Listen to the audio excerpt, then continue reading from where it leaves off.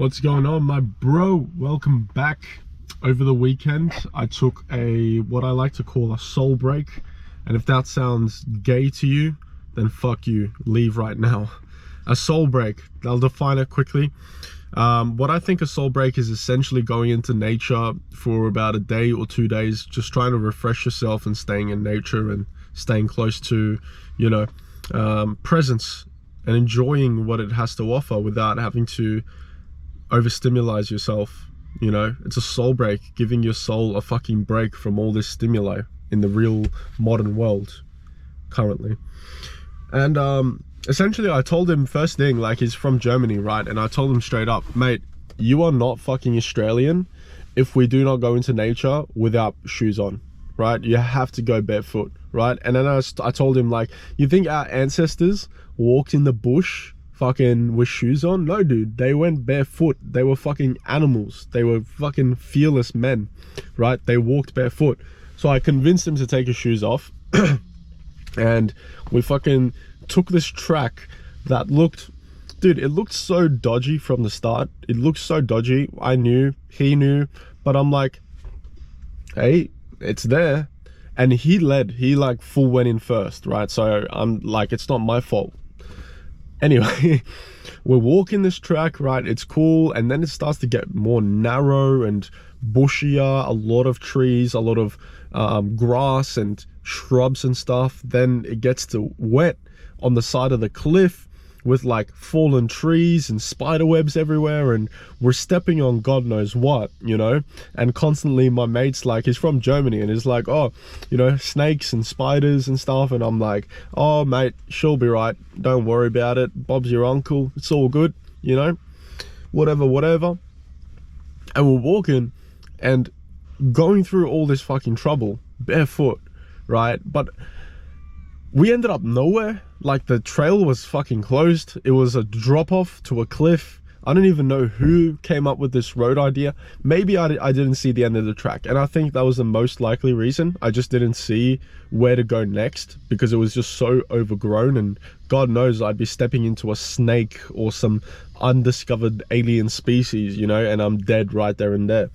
So we decided to turn back, and we went all the way back again, completely barefoot.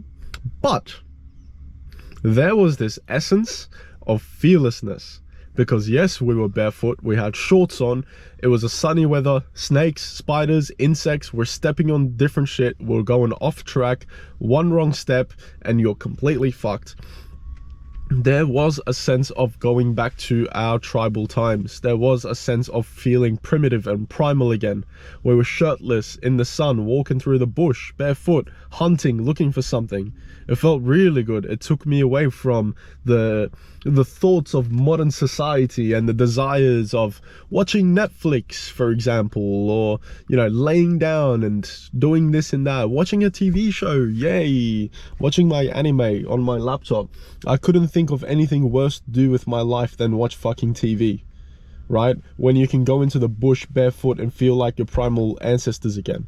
Anyway, but the idea of that soul break was so refreshing, man, because essentially what I did was I also brought a mate who was really aligned with the way and the lifestyle that I want to live as well. Previously, I go with people who I'm starting to lose relatability for. I can't relate to them. They don't work out. They don't have a purpose. They work a normal job with no aspirations, no dreams, all this stuff. They're just low. And I have all these dreams and aspirations, and you do too. I know it. You have motivations. You want to be somewhere.